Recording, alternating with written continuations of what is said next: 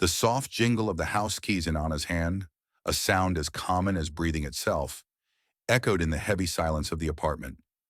It was a daily ritual, the end of another day of work, the promise of a simple dinner, and a cozy routine with her daughter.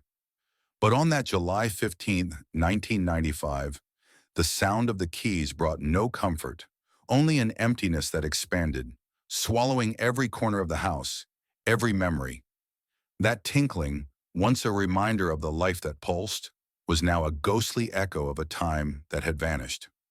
Ana Lucia, a woman in her early 30s, with eyes that once shone with the vivacity of someone building a future, now carried an invisible weight. She was a talented architect, known for her ability to transform empty spaces into homes full of life.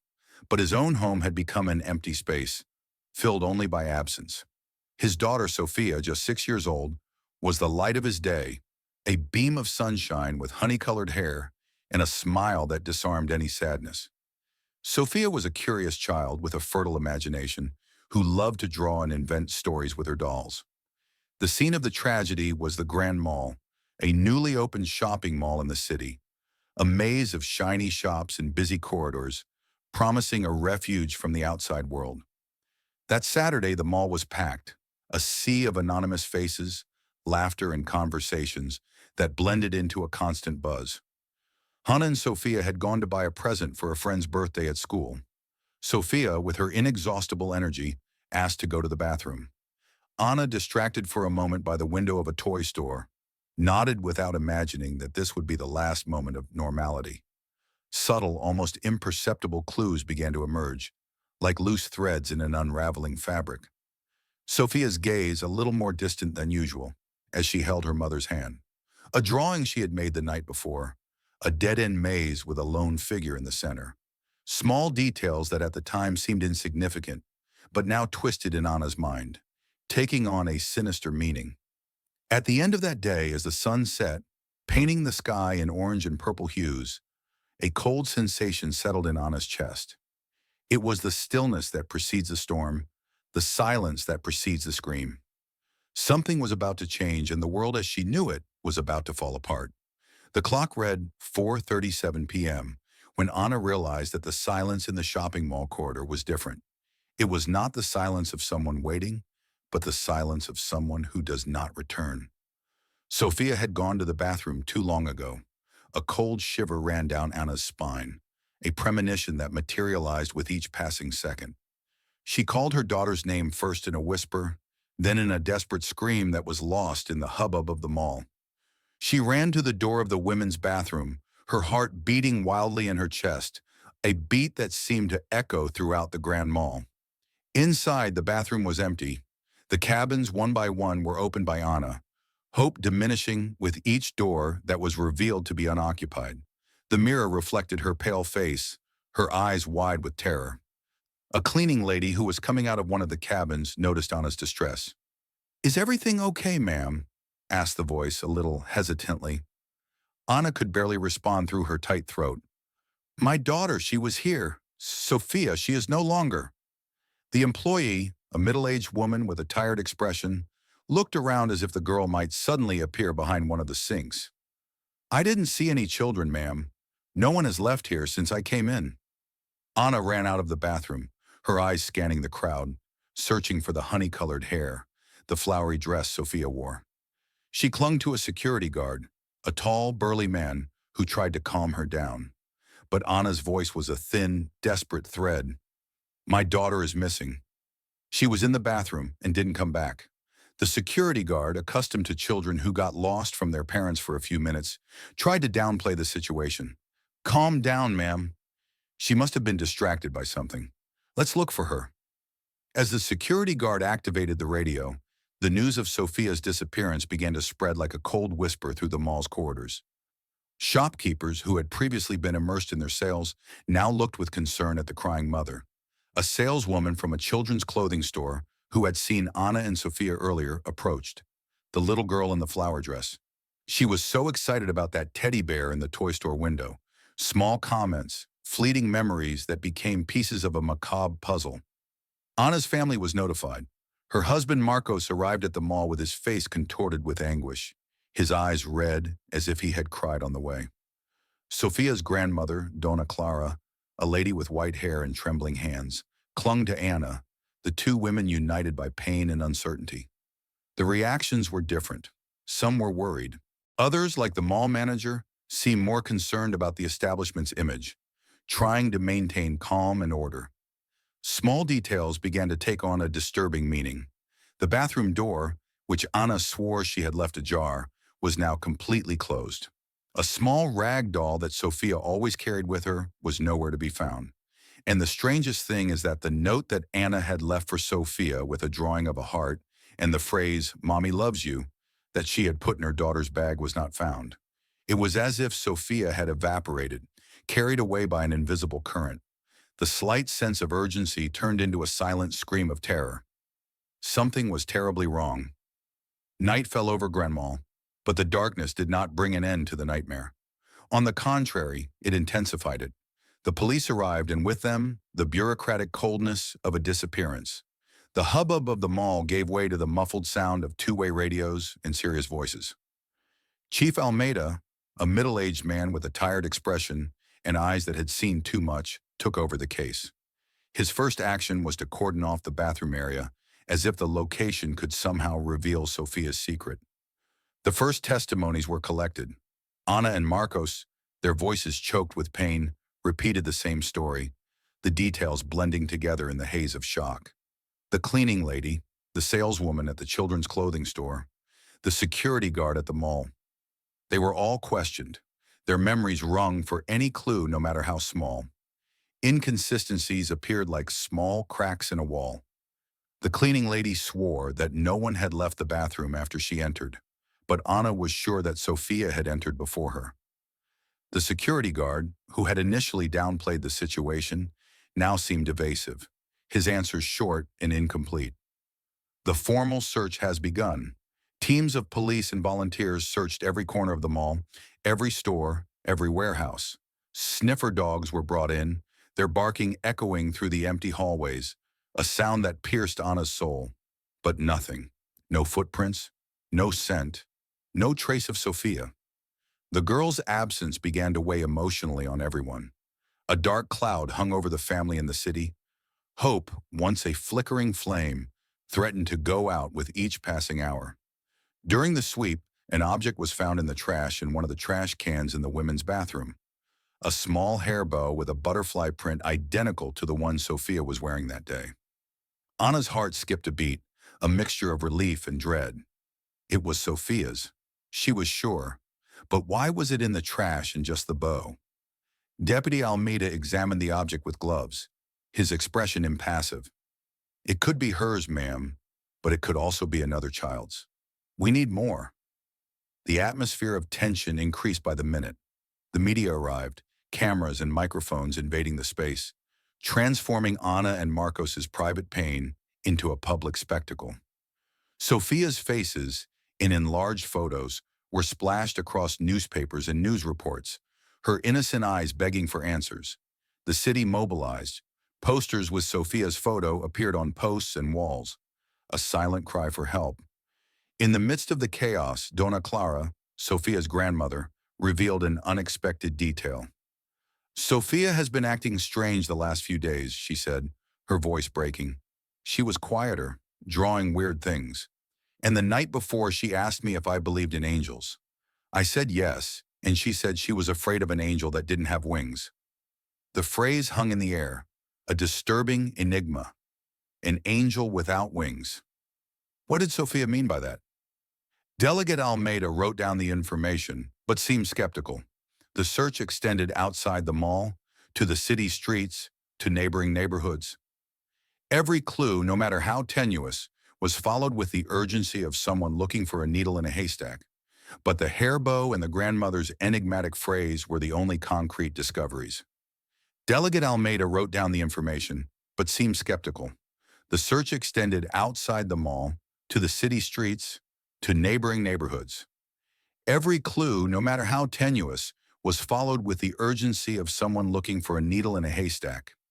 But the hair bow and the grandmother's enigmatic phrase were the only concrete discoveries. The investigation seemed to be at a dead end, and with each passing minute, the feeling that Sophia was further and further away became unbearable. The discovery of the bond, ambiguous and disturbing, raised more questions than answers, plunging the family into an abyss of uncertainty and despair. The days dragged on, turning into weeks, and Sophia's absence became an open wound in Anna's soul. The house, once vibrant with the girls' laughter, was now a mausoleum of memories. The investigation, in turn, seemed to be skating on shaky ground, with each new clue breaking down into contradictions. It was then that an unexpected figure appeared, promising a new version of events, which at first glance seemed to change everything. He was a young man, a teenager of about 17 years old, who worked as a delivery boy at a pizzeria near the shopping mall. He showed up at the police station, visibly nervous, and told a story that made Anna's heart race and at the same time tighten. He swore he saw Sophia. He was with a woman, he said, his eyes shifting from Deputy Almeida's stare, a tall, dark-haired woman in a large hat. They left the mall through the service entrance, near the food court. The woman's description was vague, but the mention of the service entrance lit a glimmer of hope. The police immediately checked the security cameras in that area, and that's when the first major contradiction arose. The security camera at the service entrance was faulty. "Technical problems," said the mall manager, with an apologetic air that didn't convince anyone. The image was distorted, grainy, and impossible to identify any person.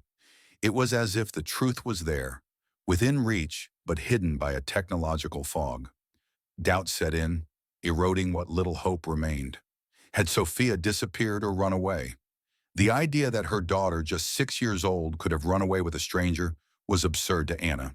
But the police, in their pragmatism, considered all possibilities.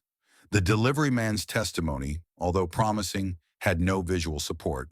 Doubt set in, eroding what little hope remained. Sophia had disappeared or run away. The idea that her daughter, just 6 years old, could have run away with a stranger was absurd to Anna. But the police, in their pragmatism, considered all possibilities. The delivery man's testimony, although promising, had no visual support. The family's privacy was invaded, their lives turned upside down in search of a motive. The climate of distrust and emotional confusion hung over them, turning the pain into paranoia.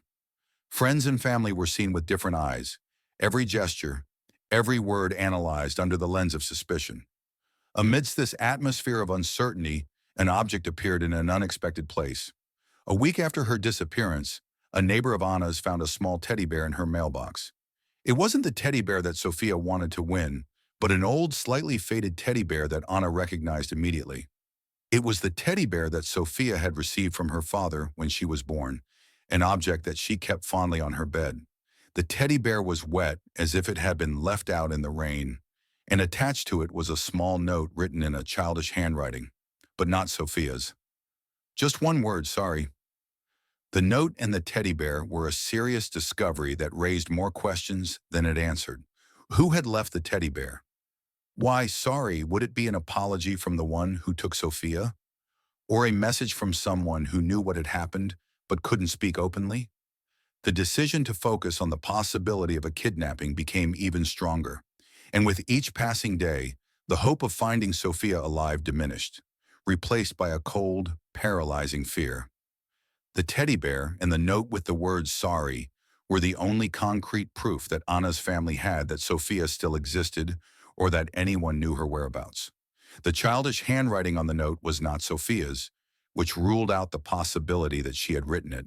Chief Almeida, despite being skeptical, sent the note for forensic analysis. But the chances of finding useful fingerprints were minimal.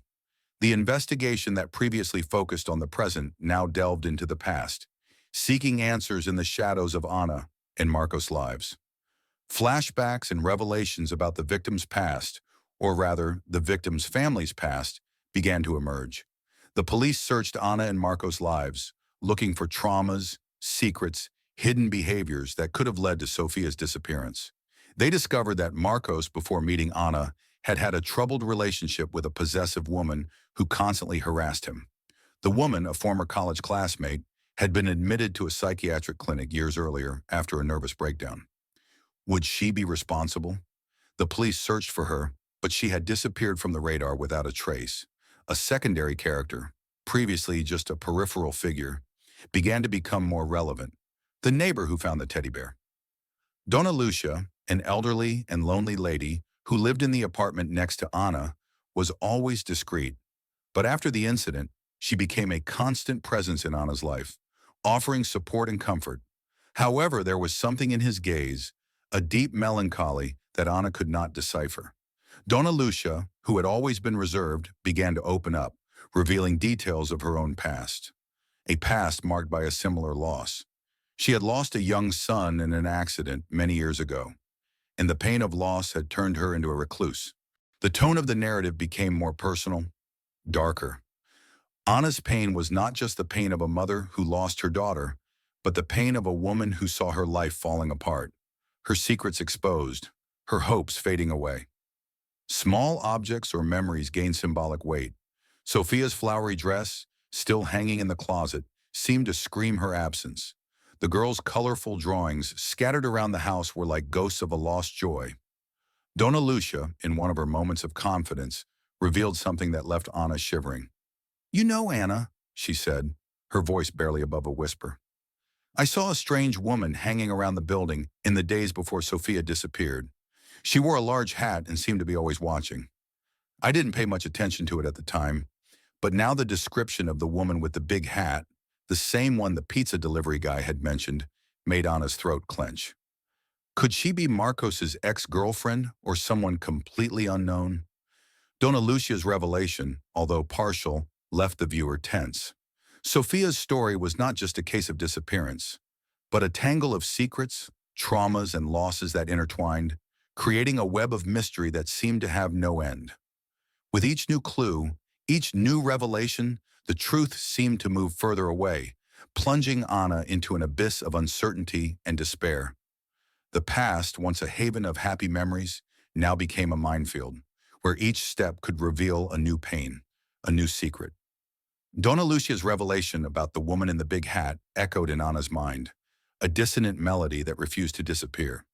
The police, despite having investigated Marcos's ex-girlfriend without success, decided to reopen the line of investigation.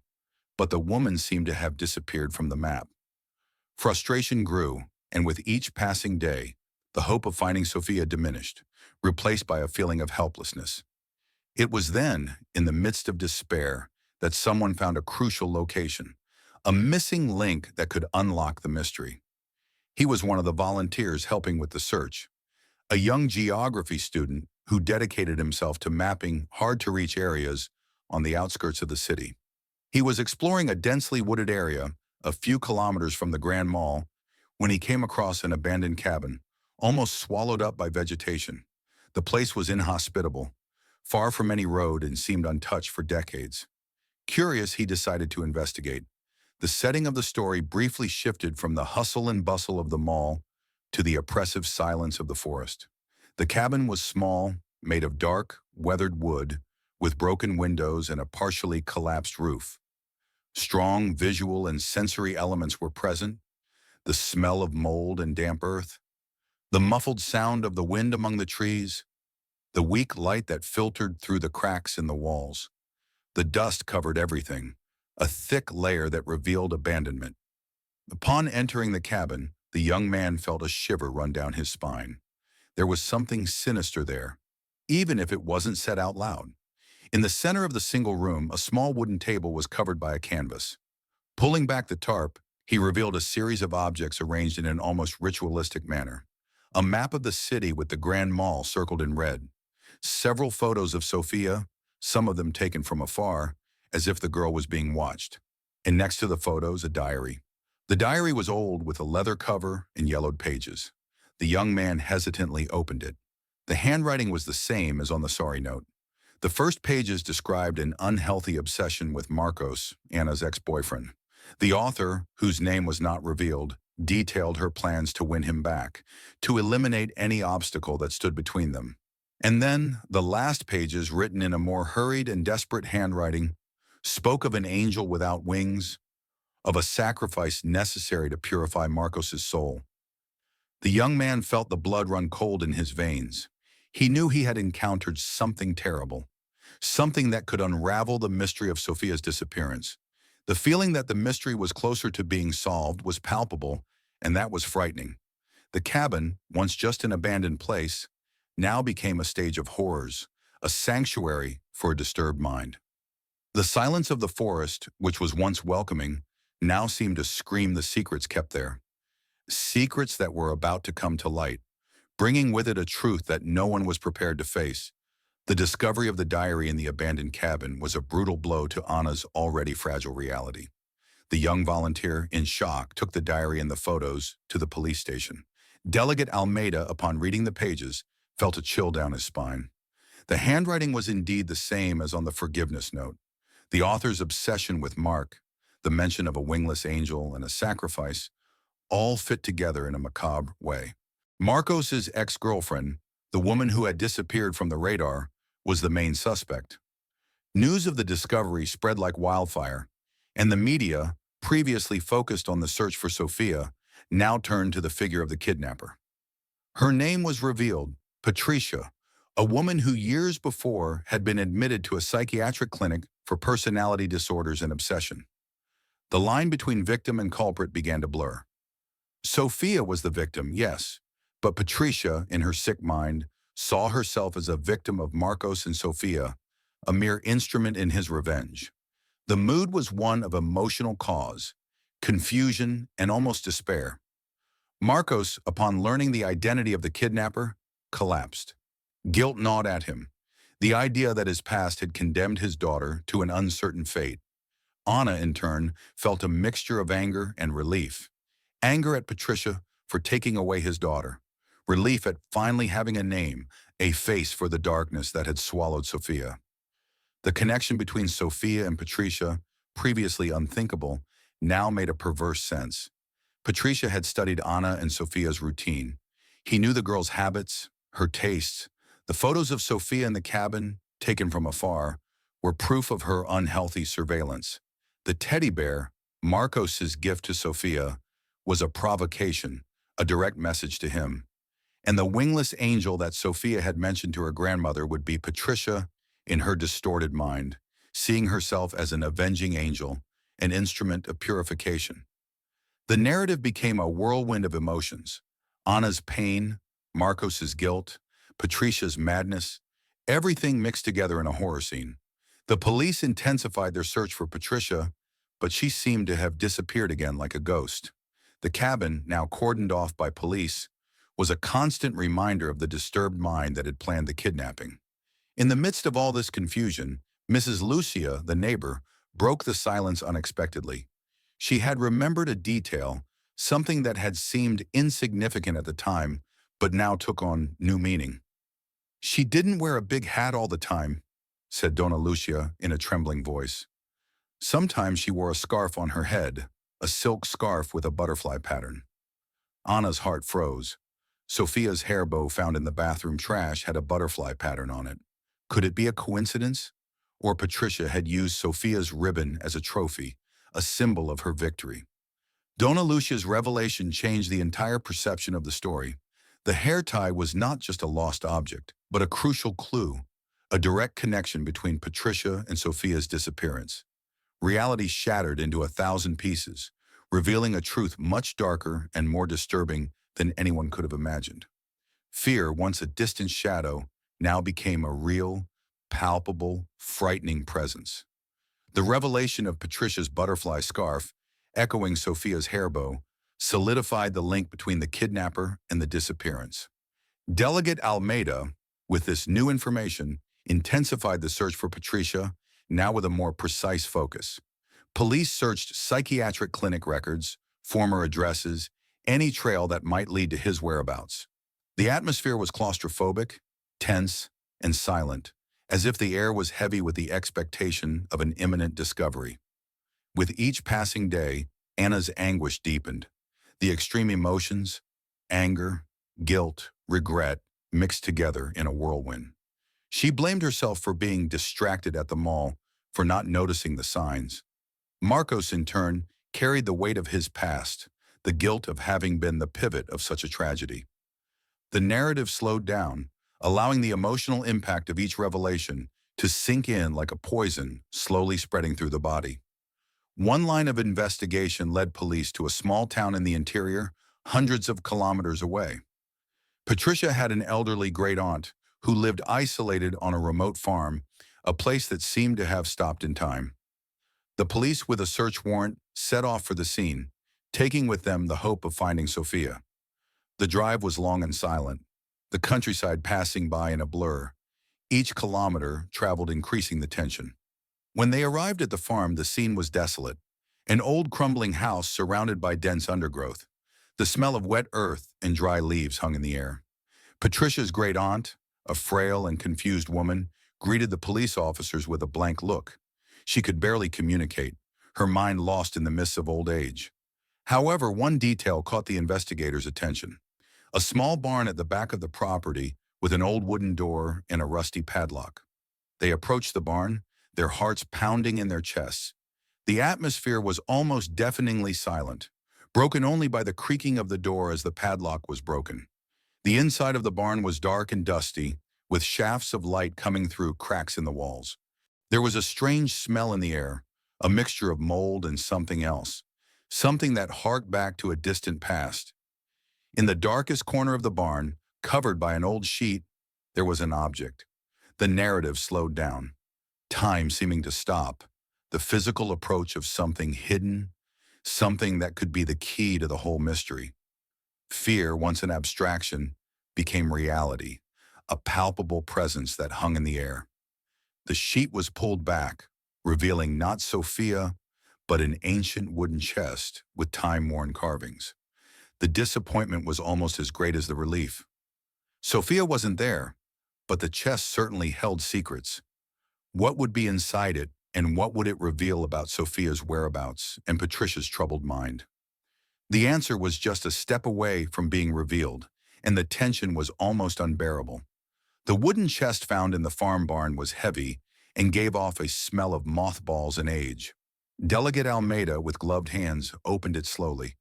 Inside was not a body nor a farewell letter, but a collection of objects that together painted a disturbing picture of Patricia's mind and the truth behind Sophia's disappearance. There were dozens of photos of Marcos, some old, others more recent, taken from afar, like Sophia's.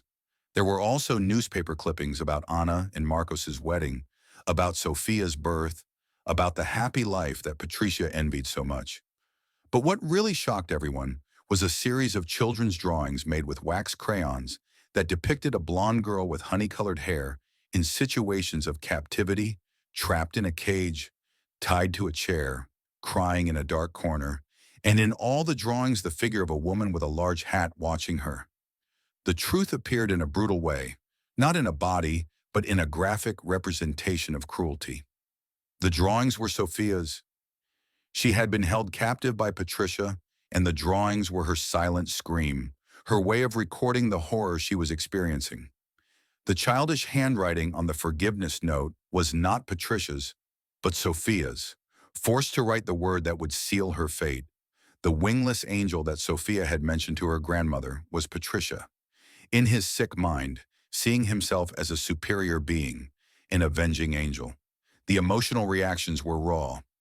Anna collapsed, a convulsive cry that came from her soul. Marcos, pale and trembling, hugged his wife, guilt and regret written all over his face. The connection between the characters made sense. Now everything connected in a macabre way. Patricia, in her unhealthy obsession with Marcos, had kidnapped Sophia to punish him, to destroy his happiness. The drawings were proof that Sophia was alive, at least when she made them, but also proof of her suffering. The police intensified their search for Patricia, now certain that Sophia was alive and in danger. The diary, the drawings, the photos, everything indicated that Patricia was hiding somewhere. Perhaps still with Sophia, but there was still a mystery pending. Where was Patricia? And most importantly, where was Sophia? Great Aunt's farm was a hiding place, but not the main captivity. Patricia had moved, taking Sophia with her. The full weight of the revelation hung in the air, but still unaccounted for. The pain was immense, The uncertainty even greater. The truth had been revealed, but justice had not yet been served. The search for Sophia has become a race against time, a battle against Patricia's disturbed mind. With every passing minute, Sophia's life was at risk. The only certainty was that the girl had suffered and that the fight to bring her back was just beginning. The brutal, undeniable truth had been revealed. Sophia's drawings found in the chest were a silent testament to her captivity, a silent scream that echoed in everyone's minds.